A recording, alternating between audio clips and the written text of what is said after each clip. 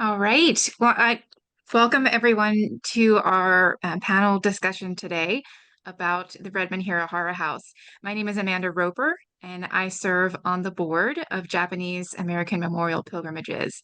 And I will be moderating the discussion today, but we are going to start out our program with hearing from two really wonderful scholars who are going to give us some background history on the Redman-Hirahara House, as well as how the house fits into the larger story of Japanese Americans in the US.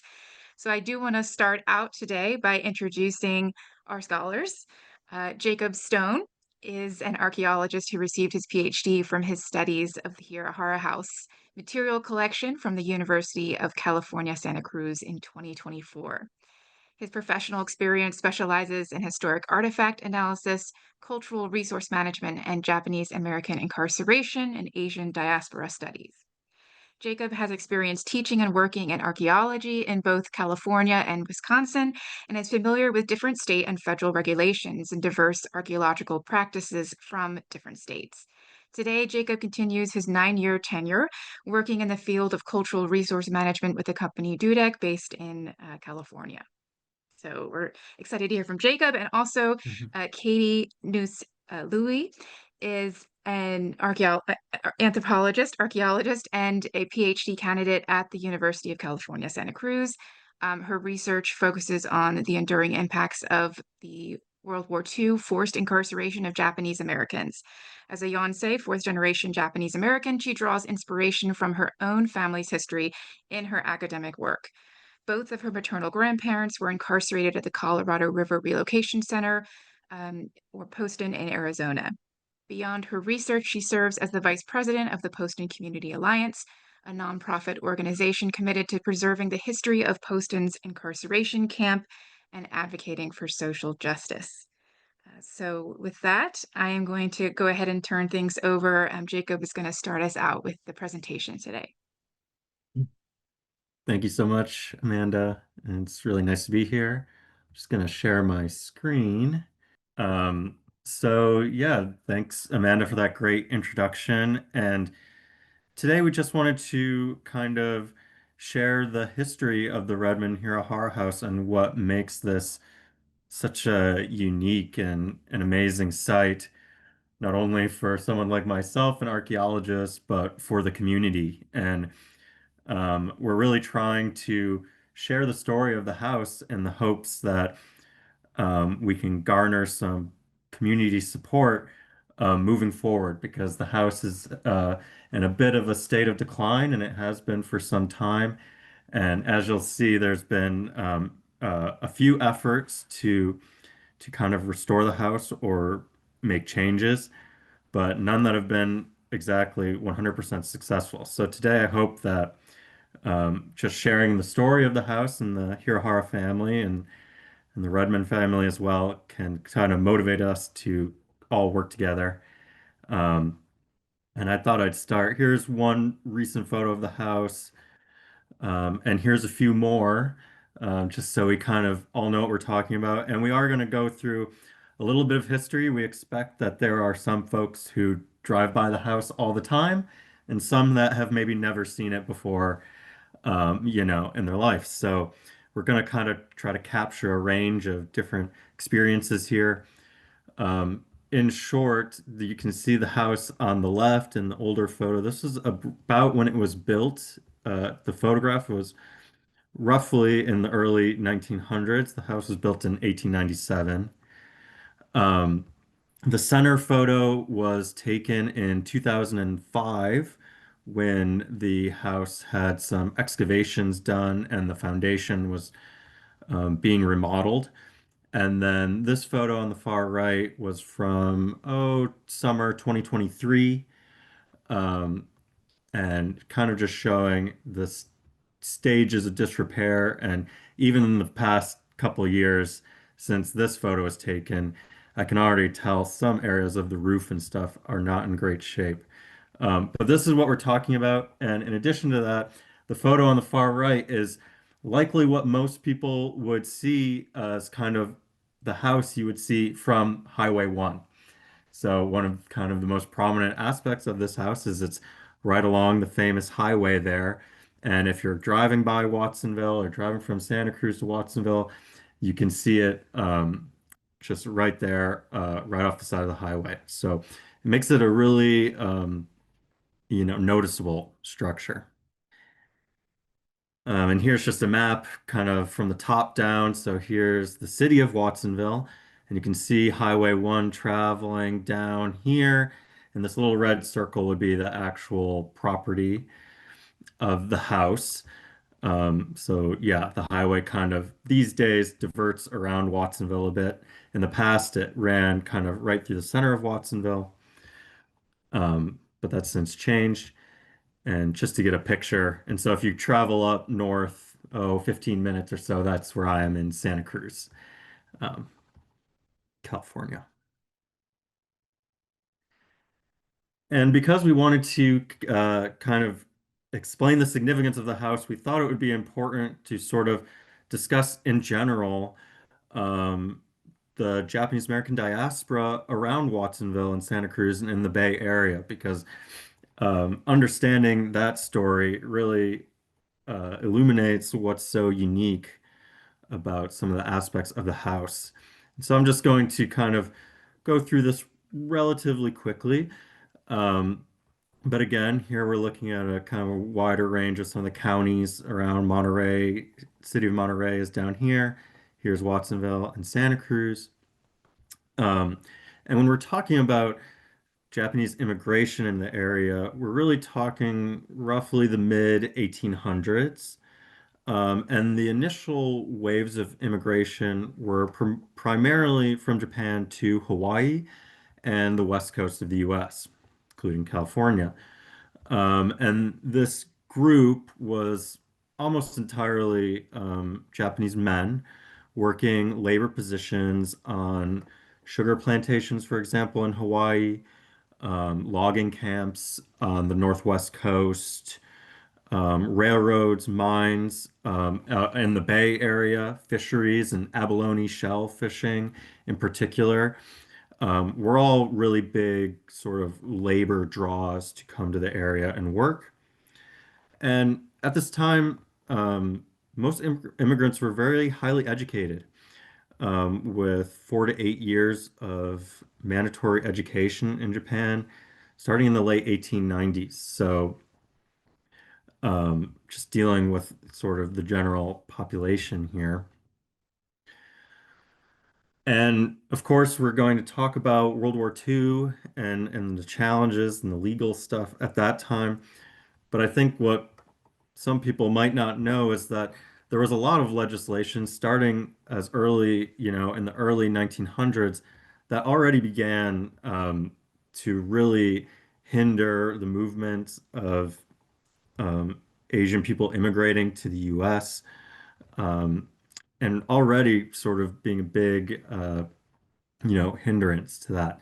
So Chinese migrants were already in the US for a few decades, and that's what kind of spurred a lot of these initial laws, such as this 1906 San Francisco Municipal Board school district sort of segregates Chinese, Japanese, and Korean students to specific schools.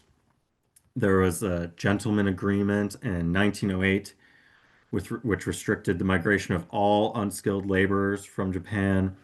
The California Alien Land Law of 1913 denied rights to purchase property of immigrants, and this was obviously hugely impactful and why so many workers, worked on farms and took up housing through their labor and that way, or maybe even had other people sign for their property leases and things like that.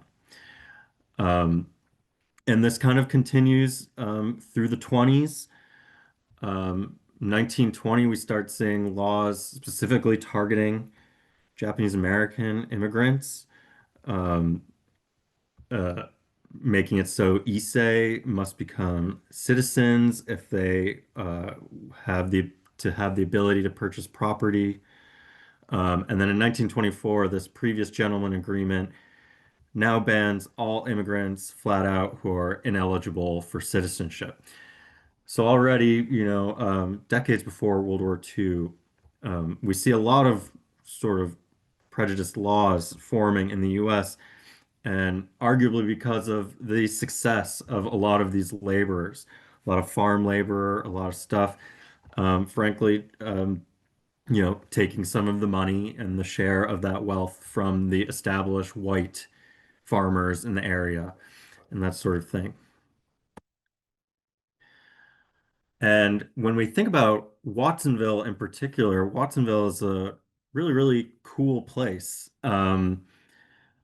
This map is looking at Watsonville and sort of the main downtown area. Here's Main Street in Watsonville. And these darker highlighted buildings are actually representing the sort of Japantown that formed in Watsonville at this time. And this was a pretty significant area. Um, if you travel down Watsonville, the main street here south, you cross the Pajaro River here, and this kind of connects to San Juan Road.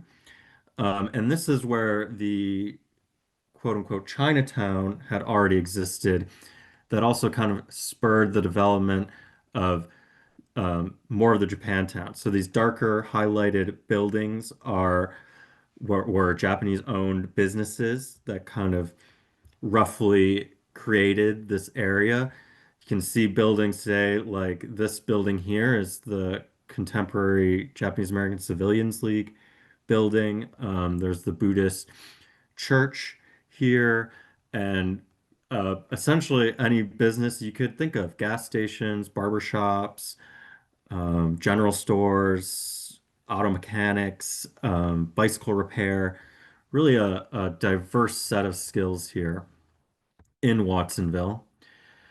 And not only that, but Sandy Leiden, who's sort of a famous historian for the Bay Area of California, he claimed that Watsonville likely may have been one of the largest urban concentration of Japanese people living there in the region, with over 400 Japanese folks living there around 1920, 1930. Um, Here's just a couple little notes. The Watsonville newspaper already in 1896 estimated about 400 Japanese farm laborers in the whole Pajaro Valley. So we're not talking about right in Watsonville necessarily, but the surrounding farmland. And already in 1910 is when we see this Japantown kind of forming.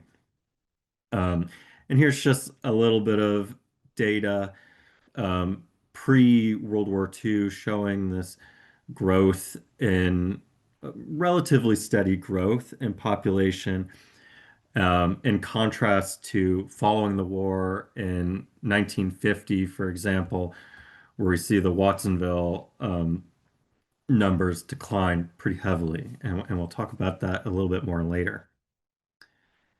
Ah, and at this point, I'm going to pass it off to Katie to talk a little bit more about the internment of World War II. So please, Katie, feel free. Yeah, thank you. Thank you for that introduction and the history before the war. It's really helpful, especially learning about the specifics of Watsonville. Um, and that'll help us understand a lot more in terms of the Hirahara House later. As many of you know, Pearl Harbor was attacked on December 7th in 1941 when Japan declared war on the United States and brought the US into World War II. As you can see, that wasn't obviously the start of sort of this building prejudice that eventually led to the incarceration, but that there were a lot of laws and other just like a lot of prejudice overall before the war that sort of fed into this decision to mass incarcerate Japanese Americans throughout the West Coast. In particular, in California, there was a big contingent of the white farming community throughout the Central Valley and I think in like Santa Clara as well, that actually lobbied the government to like push for mass removal. And as you'll see, a lot of the folks who got taken or who were coming from this area were obviously a big part of the agricultural community, and were mostly going to specific camps to help develop the agriculture in those places. I'll get into that in a minute.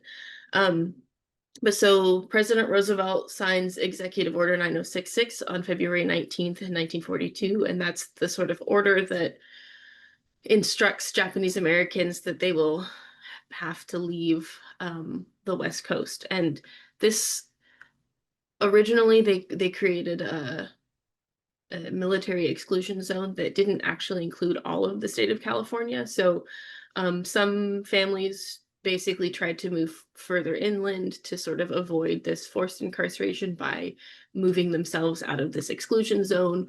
But then eventually the line got moved to include all of California. So the Hirahara family, for example, moved to Fresno first, and then were incarcerated from there rather than going with many of the other folks who stayed in the Watsonville area.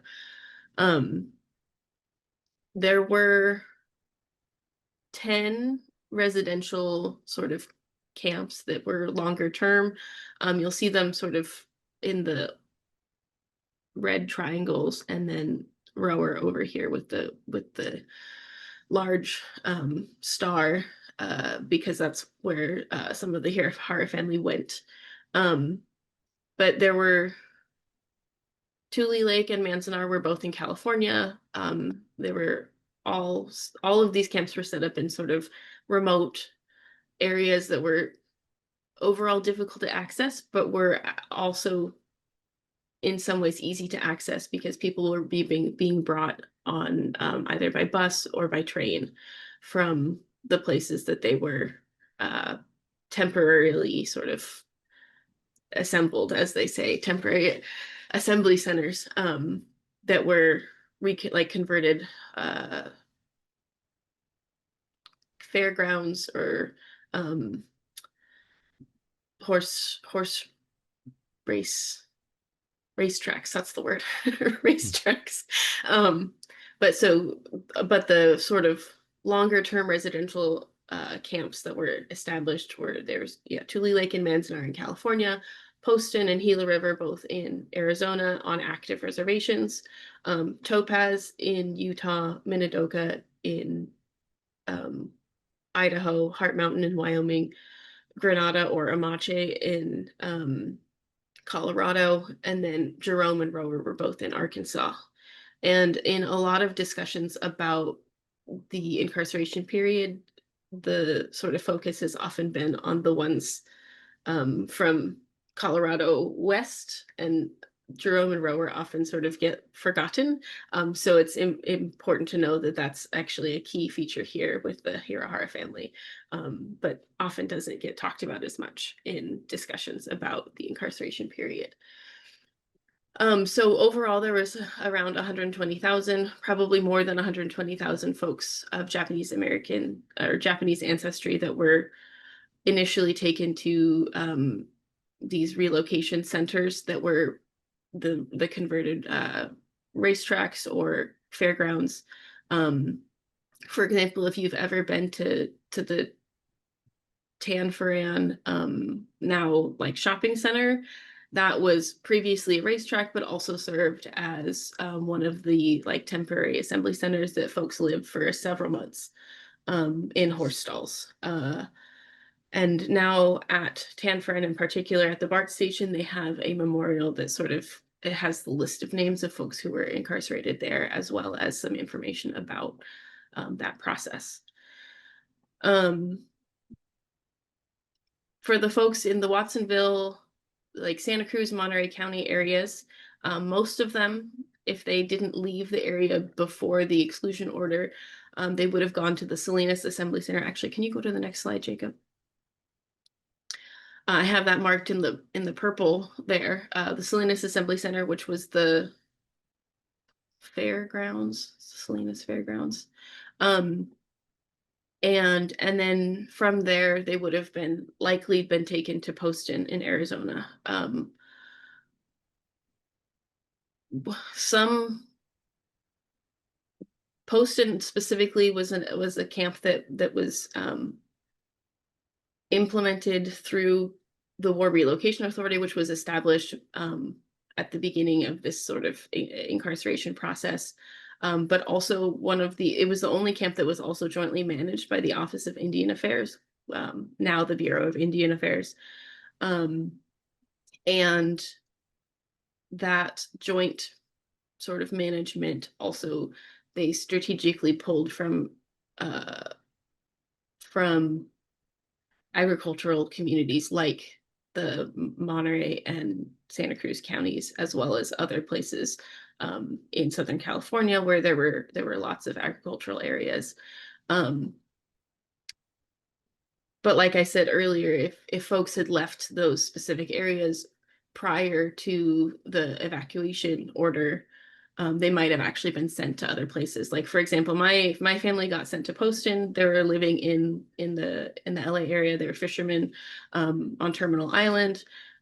Most of their family, most of their neighbors actually went to Manzanar, but because they had moved into LA and stayed as long as possible, they actually got sent to Poston. So it's one of the processes that sort of fragmented the community, even from the very beginning of this process, but then throughout the years of the incarceration and the resettlement after the war or towards the end of the war continued that sort of fragmentation across the community. And actually, can you go to the next slide? So as I mentioned, for Poston, this is a photo of the irrigation canals that were built at Poston during the war. I don't know who's in this photo, but this is one of the workers that would have been Japanese American workers building the irrigation and agricultural infrastructure at Poston. Again, the specific like strategic choice of who would go to which camps. Next slide.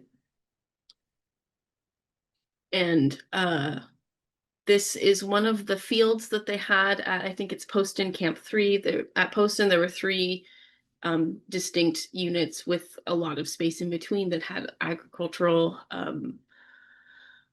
fields, as well as a chicken farm, a pig farm, and there was also adobe brick making. So a lot of labor that was basically being extracted from the Japanese Americans that were living there. They were paid a very low wage. $16 a month was, I believe, the sort of highest wage that they would have earned. And that was for probably the more skilled professions, like folks who were doctors and serving in the hospitals that were, or the hospitals that were established in these camps.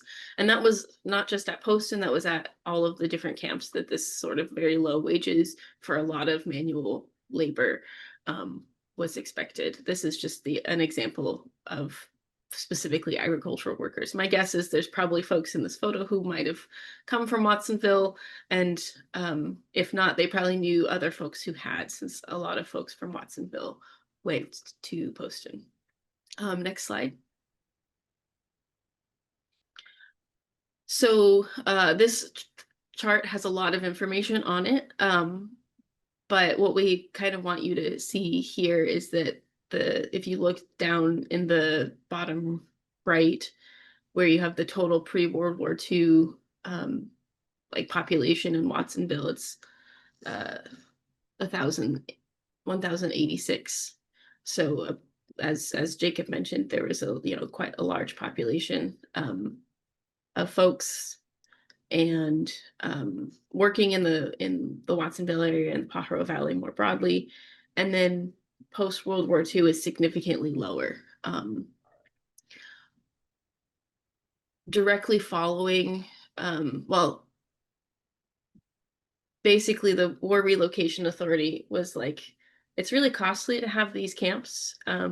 We didn't realize the cost that it would be, how much um, like manpower it would be to monitor them, how many, even though they were, you know, most of them had um, agricultural elements that would be feeding people within the camp. They were still, it was just an expensive endeavor that I think they didn't really think through all the way when they had implemented them. Um, but so they began to try and get folks to leave these camps. So some of the earliest, um, typically younger individuals who would be sponsored to go either have find jobs or to go to school outside of the camps and outside of the exclusion zone in California, Washington, and Oregon. So they were being many folks would go to places like Chicago or Cleveland in Ohio, um, and many others. That's a whole another sort of discussion about how the folks were sent to like dispersed across the United States and the sorts of communities that formed in these new places that had not had a lot of Japanese Americans prior to the war. Um, but at some point, they did open um, California back up to folks returning, Japanese Americans returning to California.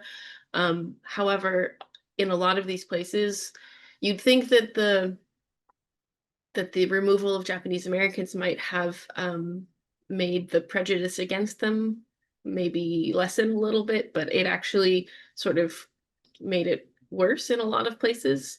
Um, Jacob had mentioned earlier the alien land laws during this period between like 1944 and 1945 into just after the war.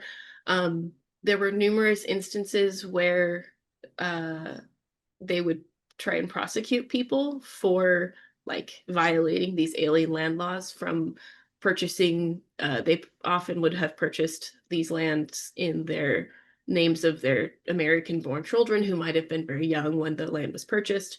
And so during this period where people were not, where they're starting to be able to come back to California, um,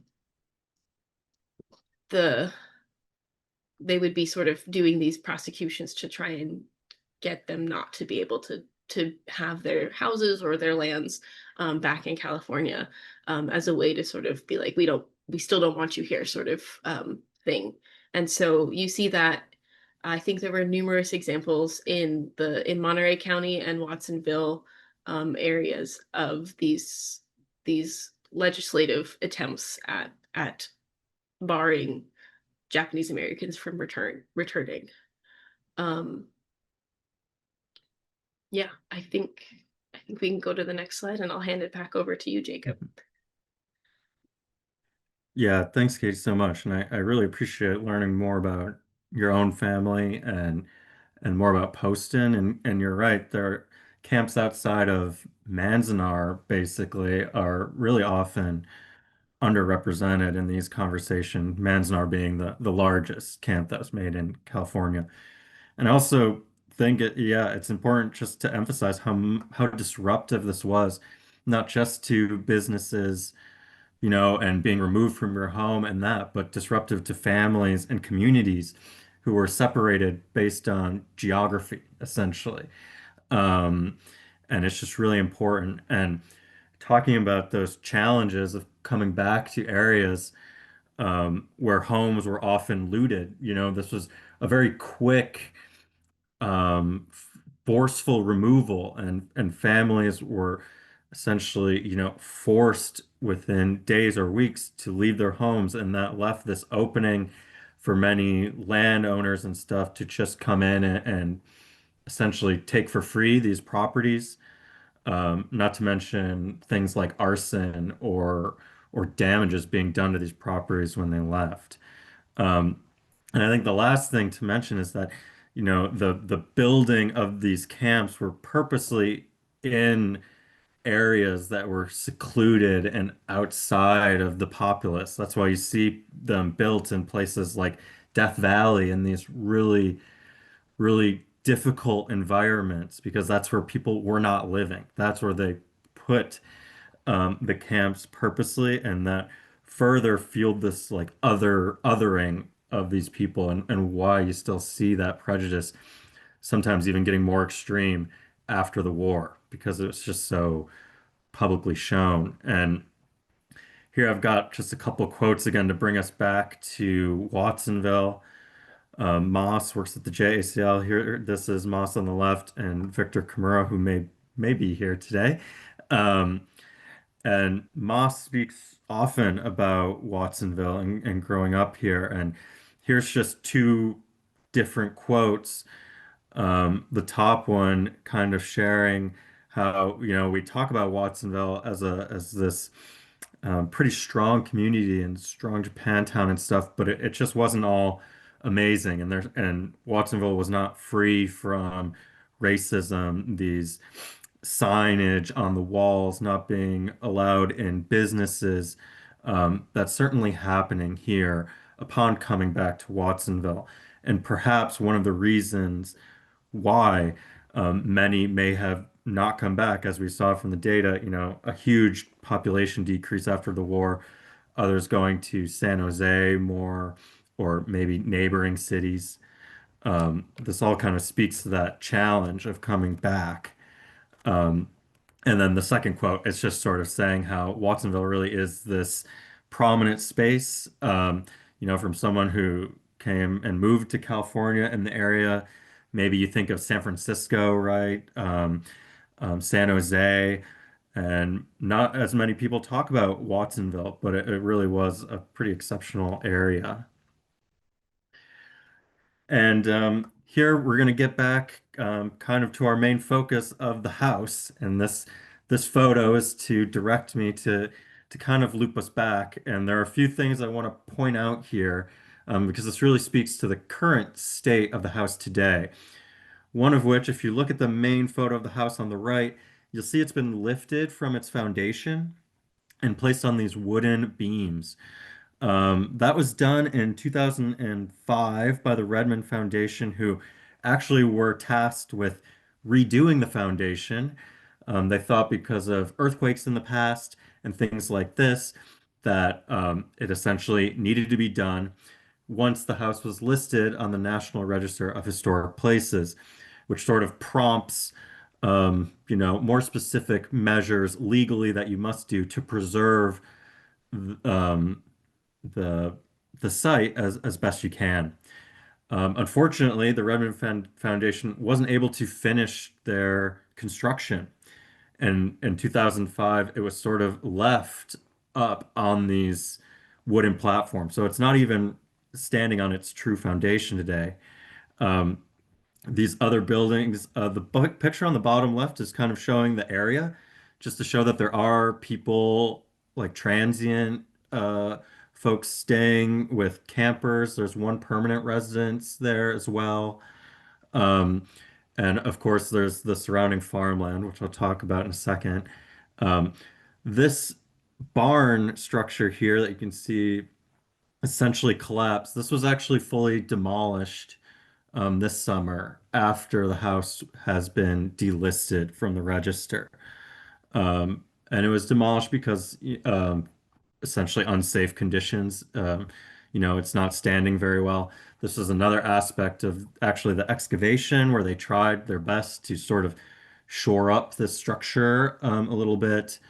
Um, but it just was kind of outside of the realm of what was possible for the students at that time.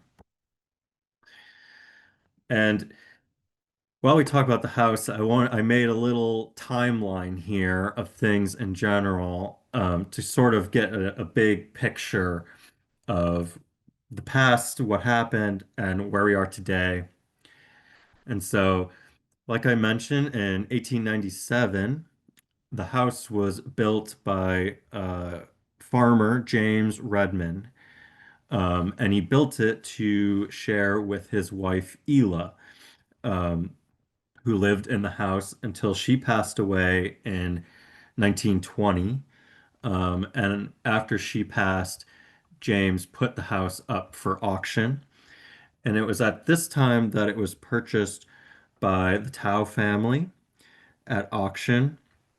Um, and between 1920 and 1940, my knowledge of who was exactly living in the house, staying there, or farming there is a little bit fragmented.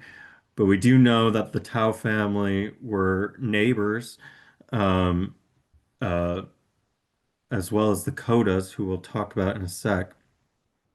But the Hirahara family inherit the property from the Tao family in 1940. And this would be Fumio Hirahara, who was born in the United States. So he was a US citizen. So his father, Matoshi, wouldn't have been able to, sign a lease for this property. But Fumio, at the age of 16, was able to sign for it. Um, and of course, this was just a couple years before the incarceration laws are enacted. And fortunately, the Hirahara family had connections with two folks, Rose Cowles and John McCarthy. John was a lawyer, and Rose was a gardener, I guess, or property manager sort of person. And they actually looked over and took care of the house while the Hiraharas were away. So while many other places, like I said, were sold off or rented to someone else or abandoned, etc., this is one key feature of the house that, allowed the Hirahara family to return in 1945. And so from Rower, uh, five members of the Hirahara family returned to the farmstead, where they remained and farm on the property until all the way until 1989 with the Loma Prieta earthquake. And that was when the family moved away from the house after the earthquake.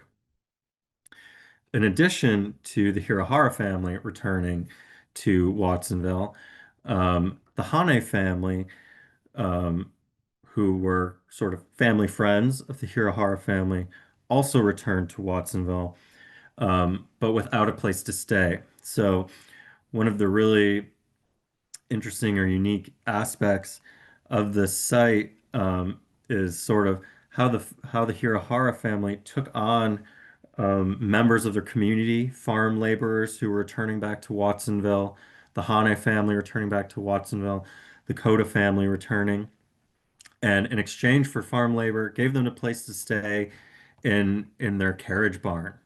And that's something I'll talk about in a bit more detail. But again, another really cool aspect to this, the legacy of the site.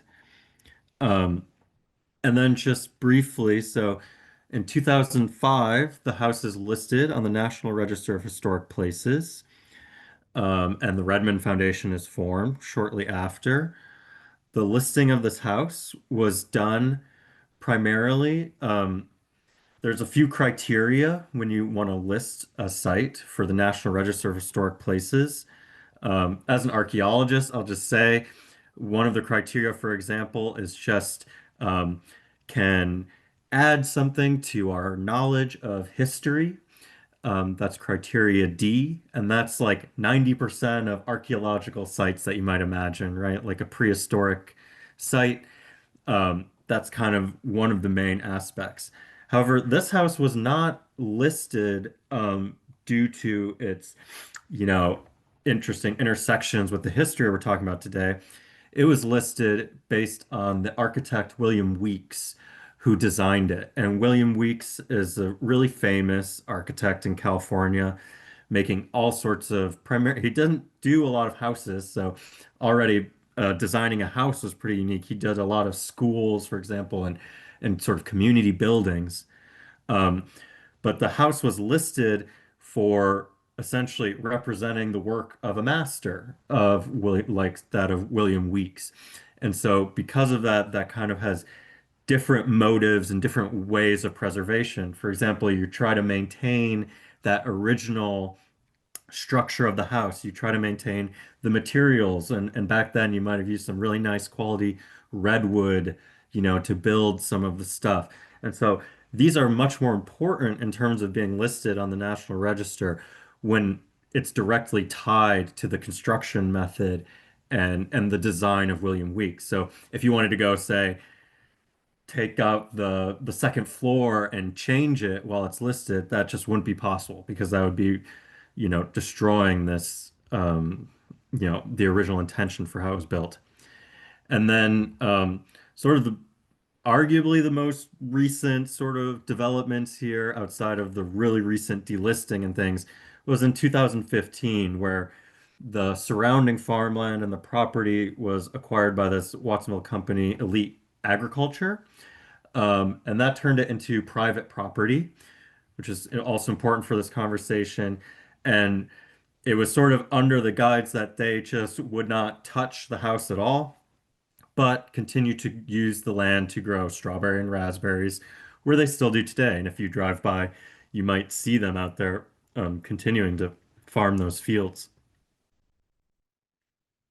Um, Here, really quick, is just to show this wonderful family tree of the Hirahara family, as well as others like the Koda family here and the Taos with Yoshiko um, down at the bottom.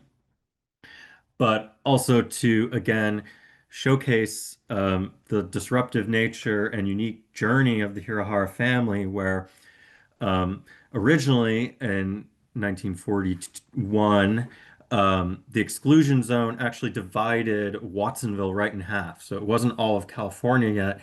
It was actually east of, or, the exclusion zone was excluding people west of Main Street in Watsonville. And if you remember that map, that's where almost all of the businesses of this Japantown were right along both sides of Main Street. And so incredibly disruptive and causing the Hirahara family to move with their cousins in Fresno, which is also where they were then sent to the Fresno Assembly Center rather than Salinas, like most of Watsonville residents, and from the Fresno Assembly Center to Jerome, and then finally Rower, which were relatively close. And they actually closed Jerome first, and everyone from Jerome went to Rower eventually. But just for a little bit of information there. Um, yeah, at the end. So it was actually closed on 1944. Um, and then everyone was moved to Rower, where the Hirahara stayed until the end of the war. And now I'm going to just take some time. Again, I'm an archaeologist, so I have to have some artifacts in here or something, right? Um, Here is some really cool stuff that was recovered from, there was a field school done in the house in 2005. Again, because they were doing this foundation. So when they were potentially damaging the house in any way, the um, the register and sort of environmental protection laws are put into work and require some sort of archaeological investigation or, research going on just to make sure that you're not destroying aspects of the site that would never be able to be researched again. Um, and when they were doing this, actually, this was by Cabrillo College here in Santa Cruz by Rob Edwards, who unfortunately passed away in 2023, a couple of years ago, but he was a long-standing educator at Cabrillo and an archaeologist who worked on many sites around here.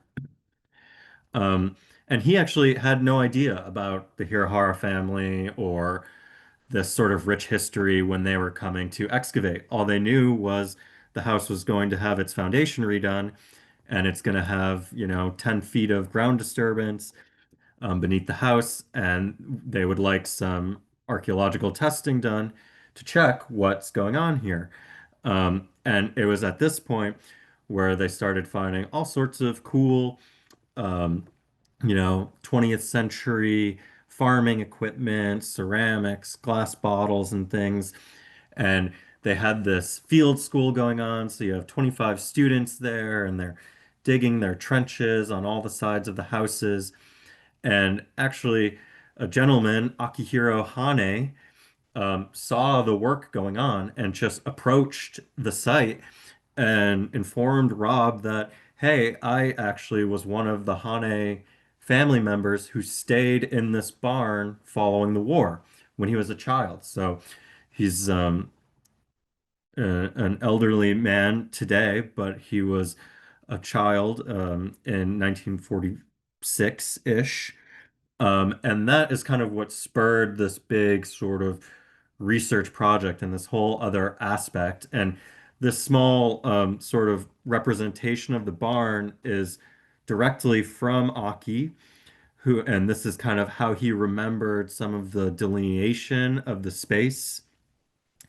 Again, you can see the Koda and the Tao family as well that he remembered. Um, these and Mark was really awesome in showing me some of these connections where the Koda family were actually just right down the street on Lee Road, neighbors to the Hirahara family. And again, the Hane family were family friends um, since before the war. And so you have these really cool different spaces here represented. And in addition to this, interviews with some of the family, like Yoshiko, even suggests that at one point there was up to half a dozen different individuals staying in the barn. And some of these were just individuals, farm laborers with no place to return to who also found refuge here. So just a really, really amazing aspect of the site. You can see these really interesting texts on the walls. Um, see layering of newspapers written in Japanese, Watsonville newspapers, cardboard wallpaper, and it is just a really interesting component of this where and it brings up a lot of questions that sort of speak to maybe the challenges and correspondence with Japan. Um, Japanese folks in California at the time cutting correspondences with Japan or separating themselves from the empire, potentially hiding these texts that might have been visible, right? And there was good incentive to do that. So it's just a really, really pertinent example, I think, here. And the other section is actually this really cool garden area that Mitoshi set up following the family's return to the house.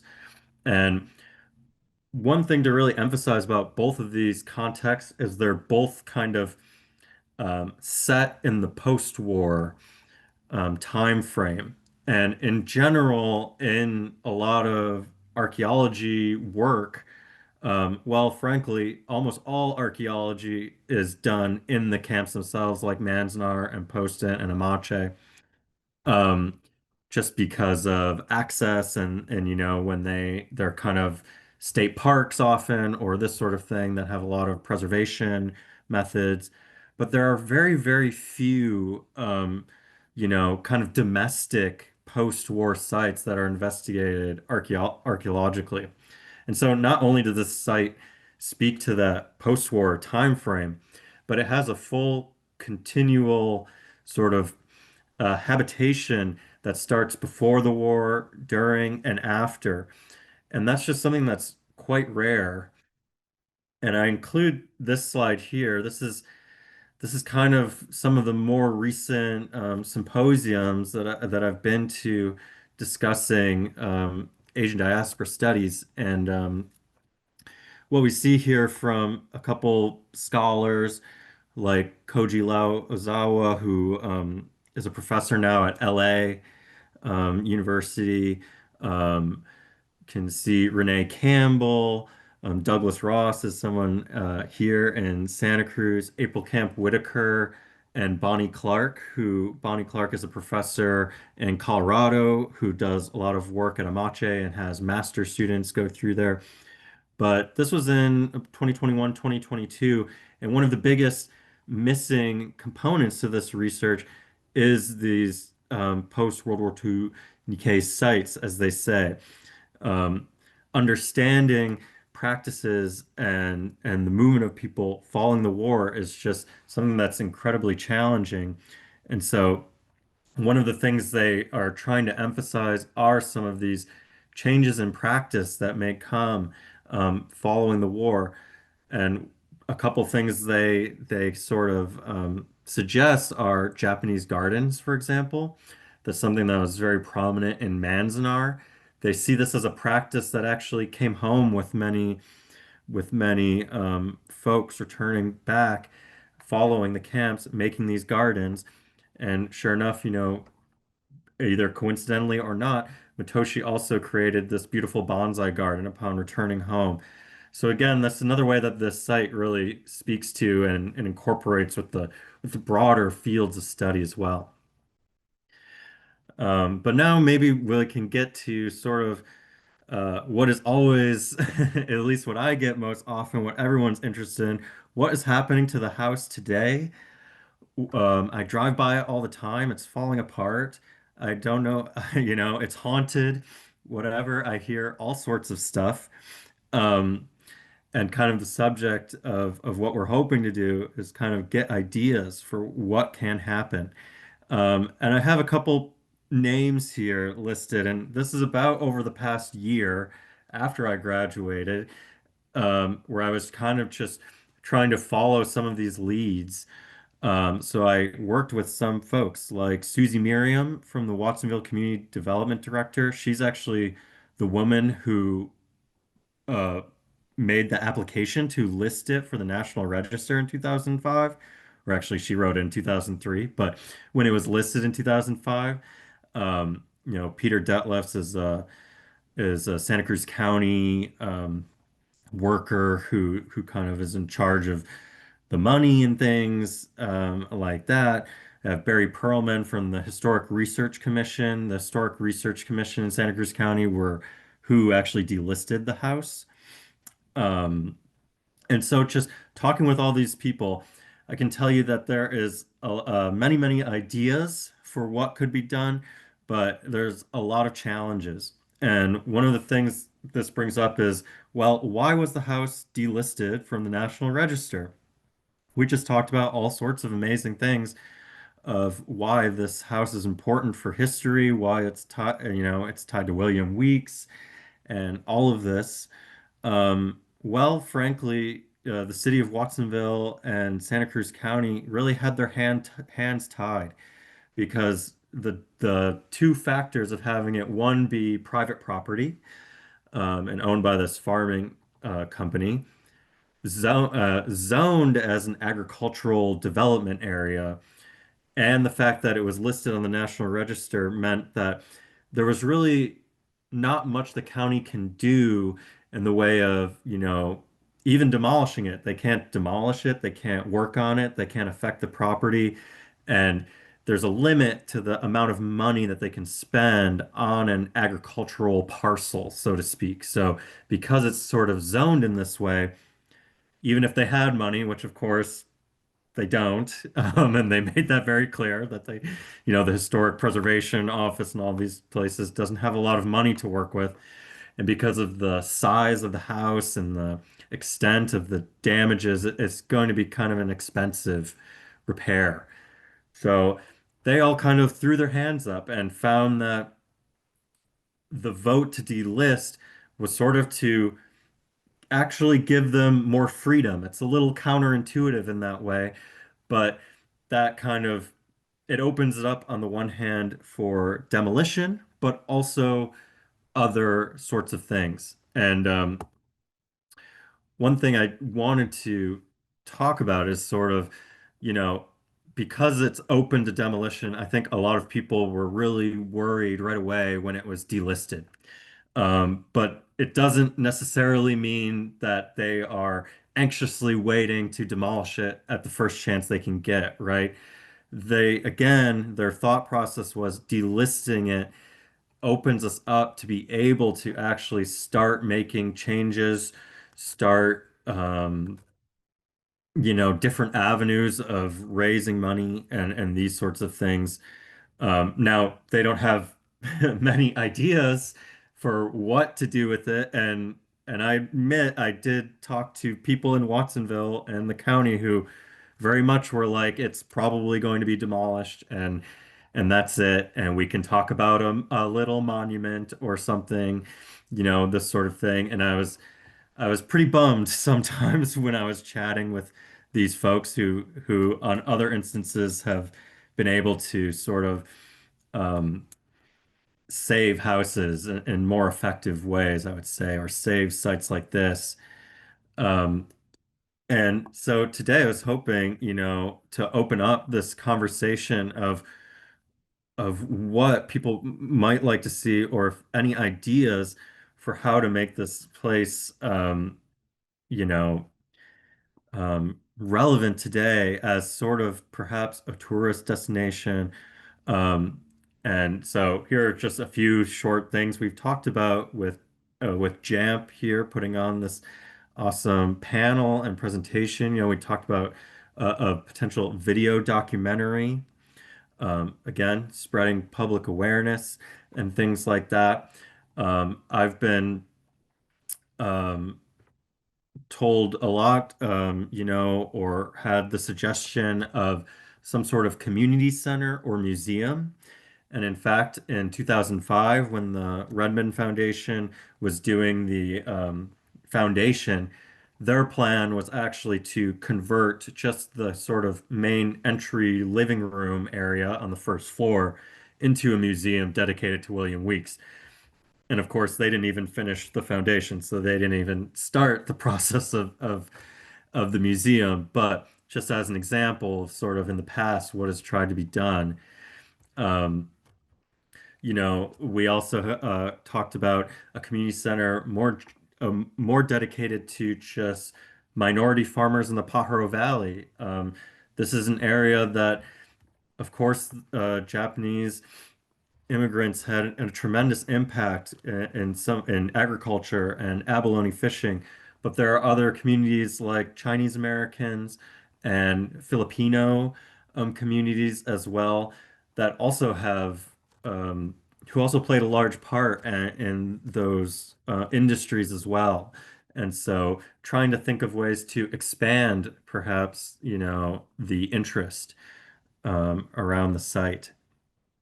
Um, the farmland continues to be used and farmed today. That's something that has been expressed as a really positive thing. That, if anything, maybe we don't care so much about the house, but the fact that the farmland is still being used also speaks to the legacy and really the work of the Hirahara family that they did and established in the area, right?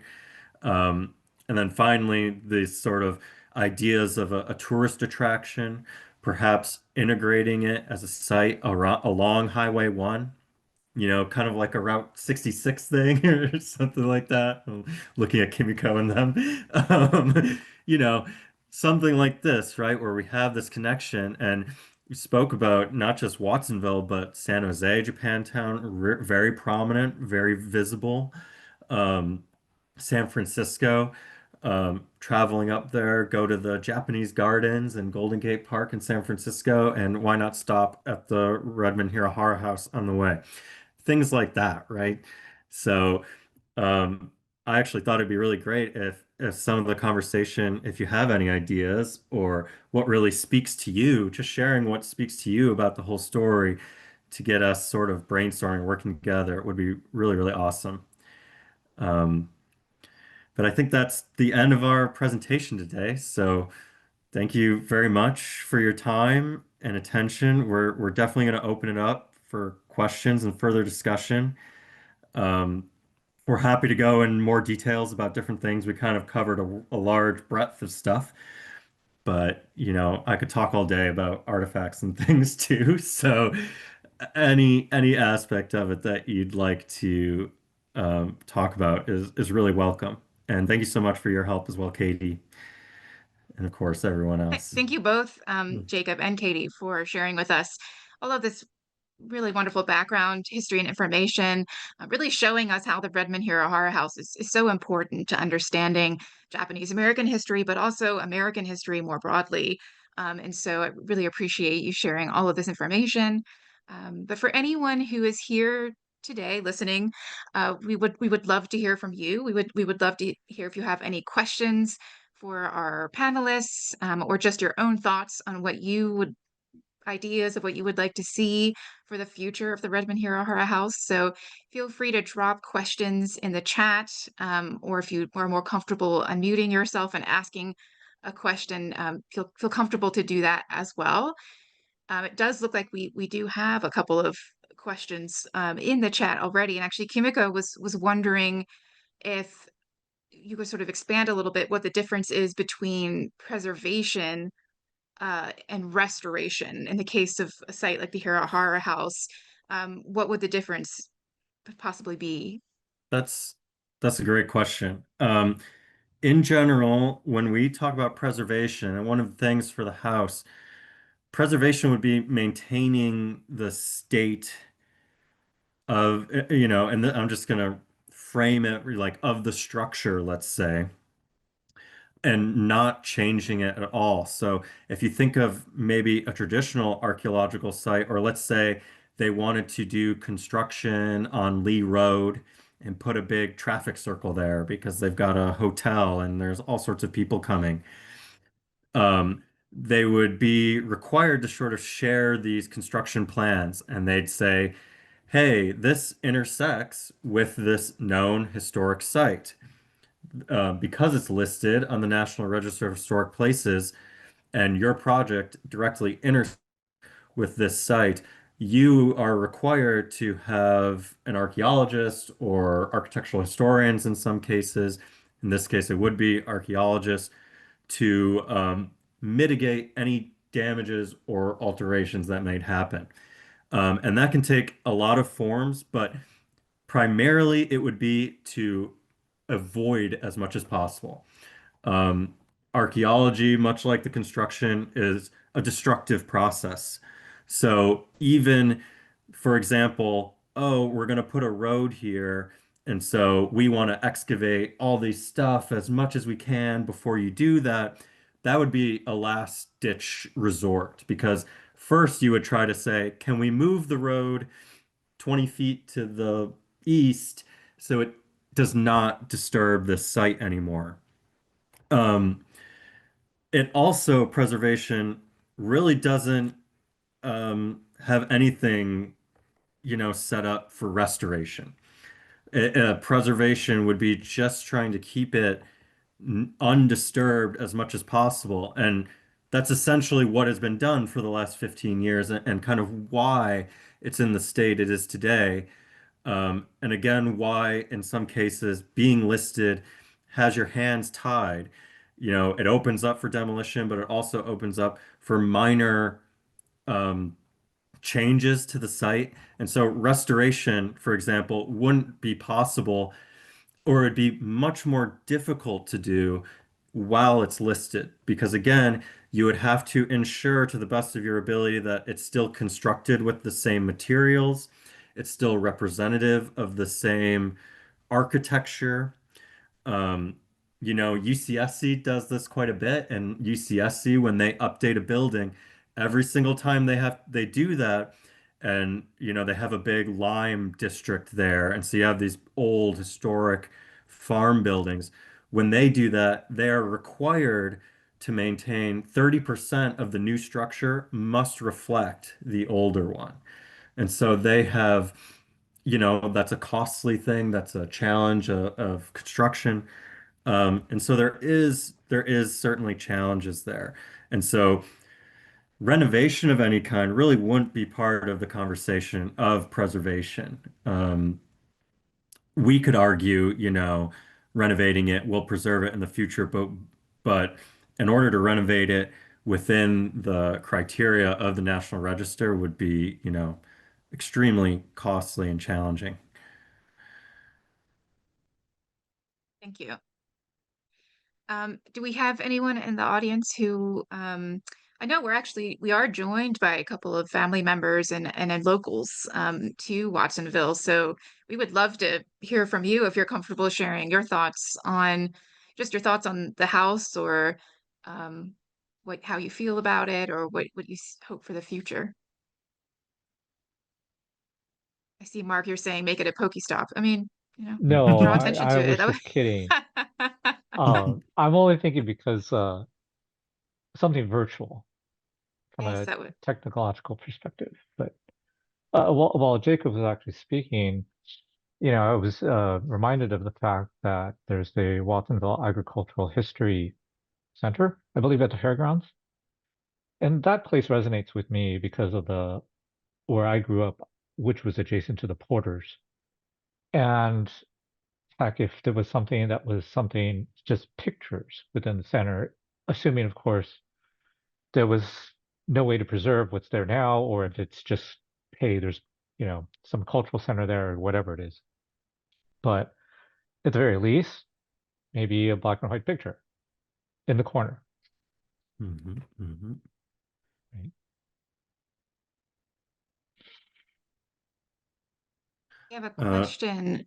We have a question from Lee in the chat, wondering why the Redmond Foundation project was never completed. What do we know anything about what happened there?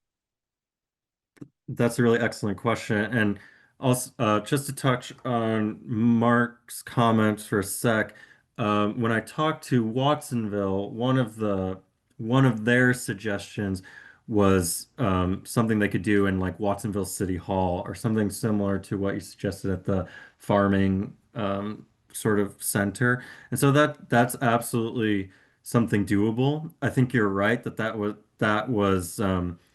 And if we couldn't, do something with the house itself or the property itself, that's certainly an option. I was always trying to, put something in the ground there where the house was, even if it's demolished, have some sort of monument, but that tied to photographs and information about the house in somewhere in Watsonville that's accessible. I think that's the least we can do, and that's certainly something that we want to try to do. The Redmond Foundation, and maybe Kimiko can speak to this a little bit too, in her knowledge of, nonprofits and how these businesses work and that. But it was frankly a big issue back in 2005. There was a substantial amount of money raised. Um, I've heard anywhere from, hundreds of thousands of dollars to millions of dollars to do this foundation renovation and convert the house into this museum dedicated to William Weeks.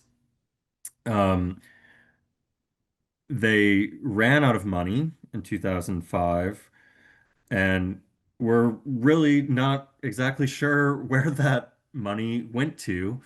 Um, it certainly didn't go to the Hirahara family, who did, who were involved in this process. And if we go back, actually, this painting here. Um, uh, I'm not going to start from the beginning, but you can see this depiction. Actually, this banner was on the house, and it said like "Save the Redmond House" or something like that on it back in 2005. And I often have people coming, and they're like, "Oh, I remember when, there was that big effort. What happened with that?" And my answer is always like they ran out of money and it's really not clear where it all went. I don't know if that's like embezzlement or what, but unfortunately it just sort of pittered out. And yeah, I think Kimiko tried to sort of check records on them and stuff, and it just wasn't clear even in their sort of, above board supposedly records of profits and whatnot. So um, yeah, it's really unfortunate, and this has directly impacted my efforts in doing this because I've had people be like, "Didn't we do this in 2005? Like we already had this big push, nothing happened. What are you doing differently, or what's going on now?" And so this has had a long impact. So it's really important that moving forward we just try to be more communicative about these things or More something like that. transparent. And Yeah. Yeah. transparent, thank you. Yeah. Because Yes. one of the things that the Santa Cruz commissioners mentioned when they were recommending the site be delisted and they removed it from their cultural resource list was they felt like the community just wasn't interested in saving the house because of previous failed attempts. Um, they specifically mentioned that in their deliberations. So yeah, it has. I think it has hurt uh, in many ways the efforts to save it.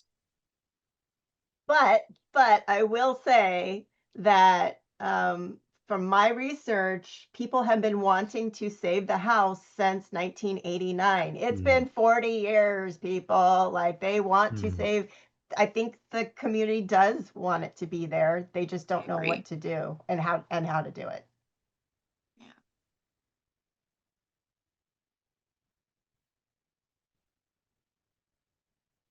Does anyone else have any thoughts about? Oh, we have a question here from Laura. How common is the Hirahara name in the US, and are there more living relatives? I don't know if that's for this house specifically or just the family at large. Oh my, Mark, how many cousins do you have? And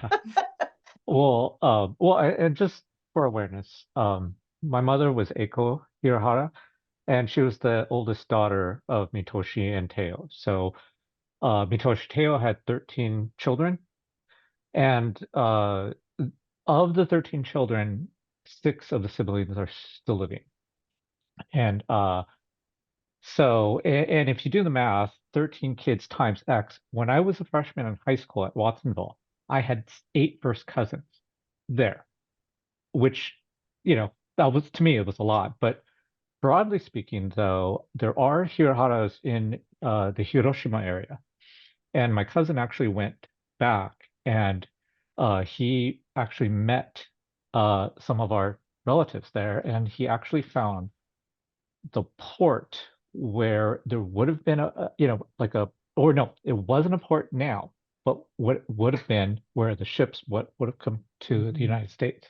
So there are Hiraharas back in Japan, and most of my family is still based here in California, with a few in the Midwest. Oh, and I gotta give props to my cousin in New York, who's a concert pianist. Mhm. Wonderful.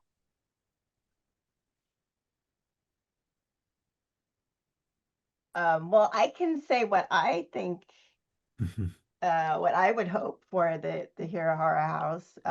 I would love it to be a cultural center that talks about agricultural farming, and, like Jacob said, with the different communities here. Um, because also, there is the museum, like you said, Mark, at the fairgrounds. But the fairgrounds is not right off the freeway. I mean, if it's right off the freeway, Mm, I just feel like people are gonna stop there, even if they don't know what's there. The house is so iconic that they will want to stop. And so for it to be a cultural center for all of the different populations of Santa Cruz County, I think would be amazing. And I know also, like, just as a kind of a random thing, when I was doing research, I don't know. So for those longtime residents of Watsonville, you guys might know about this. I was not living here at the time, but the Wounded Lee, does that sound familiar to anybody? There was where there's an Ohlone burial ground somewhere off of Lee Road that was occupied during 1975. So 50 years ago. In fact, there's a talk sometime next week, I think, at UC Santa Cruz with one of the indigenous folks that occupied that land, but because they found when they were building I think it was like a warehouse, they found some bones of Ohlone. And it turned out that there was a burial site there that, you know, eventually went to the tribe, I believe is what happened. There's about a 3-week thing that went on. I don't know where it is. It's not a public listing, but I would be curious also if anybody knows if how close that is to the house, because I think it would be wonderful also to have the indigenous tribes sharing their histories at at this house. You know, I'm assuming they probably have something at the mission that tells the story, but I think it would be also really great to have the people themselves tell their own story rather than having how missionaries might have viewed the tribes. So that's what I would love to see happen. But I hope there's other people. Speak up. Don't be JA. If you're JA, don't be. Speak up. I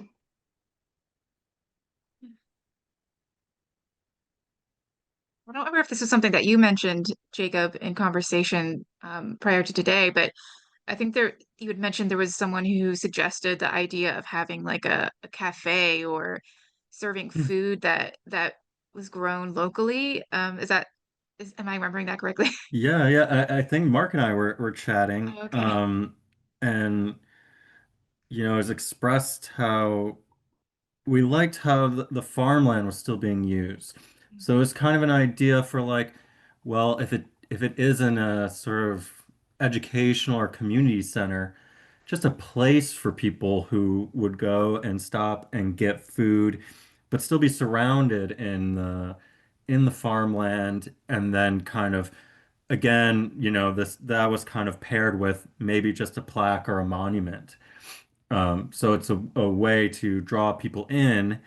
And by the way, something to talk about is that there is a hotel right behind the house these days. There's a gas station right there. So there is sort of encroaching development going on. Um, and, those types of businesses are something that they would probably like to see. Um, and work with their idea. Like they want people to come to their hotel. Well, they would probably like a cafe or something there as well. But that's just sort of a different, strategy to get people in the area, get people there, and then be able to experience, that. Yeah, a way to honor the history, but yeah, Mhm. also be a dynamic place in the present. Yeah. Mhm. Well, and with the idea, so since it's now like it's been recommended for delisting, um, in the sort of discussion about preservation versus restoration, now if say they wanted to like if they wanted to make it a restaurant, they could still use elements of the original house, but Mm, also fabricate essentially mostly a new house as right. to actually restore it with what's currently left would be quite costly to rebuild Mhm. the foundation according to the historical like The standards. Yeah. standards. Yeah. Yeah. Because The I think preservation. that's Yeah. so I'm with the Post and Community Alliance, and we've been doing some of our own sort of minimal restoration of buildings that are at the post and incarceration site. And because we're not trying to make them like we don't have like electricity or um toilets and things built into them, because that's not something that was originally, well, electricity was probably in some of the buildings originally. um but because our like restoration is fairly minimal, it's even though it's fairly minimal, it's still a costly thing. But to restore a house, for example, and a quite large house that's also been sort of deteriorating for the last 40 years basically, um that like we mentioned, if that was still as listed as a red on the National Register, it would have very strict regulations on how that had to happen. Whereas now, if it's since it's been recommended for delisting, um, like we said, it does, while a lot of folks have in like we've mentioned, the idea of like demolishing it has definitely been in circulation. It does still open opportunities for other ways to preserve elements of the house, but maybe not the full house, but still like potentially recreate it. Like if you've been Right. to any of the other incarceration sites, you'll see like at Amache, for example, they've basically fabricated new barracks to be like model replicas of what some of the barracks would have looked like there. So that's also a potential avenue that if now that it's doesn't have these regulations around how it has to be restored, that could open it up for opportunities to like still preserve ideas around this and do replicate it in a new way, but not having to follow these specific regulations. Yeah, I hope Yeah. that helped to provide some more. That was great. No, thank you, Katie. That was Yeah. really, yeah, that was great.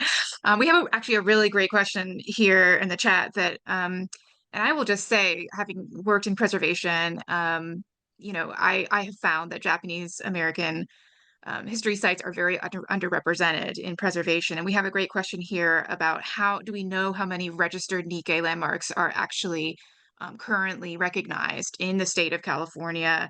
I don't know if we have an answer for that, but do we know, I mean, what are your thoughts, Jacob and Katie, and your work in terms of representation of Japanese American sites? Because I would say that they're pretty Yeah, underrepresented. Yeah. it's certainly underrepresented, and I'm struggling to think of any that are listed on the National Register. I'm sure they're out there. Out, what tends to happen though is this incredible focus on World War II. That, and I think we try our best today to kind of to not start there. And in my research, that was really common. You'd get a lot of research on the camps themselves. And of course, these sites, there's a few I can think of actually in Canada, some older post-World War II logging camps that were kind of in the 70s and 80s. Um, but we're getting to kind of a time frame where, at least archaeologically, it's technically like 50 years or older that kind of applies to that. Um, so, as time goes on, more of those sites may be investigated in that way. Um, but it is definitely a huge missing piece. And, even these scholars who are actively working, um, today in the field, they see very little, and often, funding and stuff. There's kind of a funding aspect to that where there's more funds for the incarceration internment projects. There's grants for that sort of thing.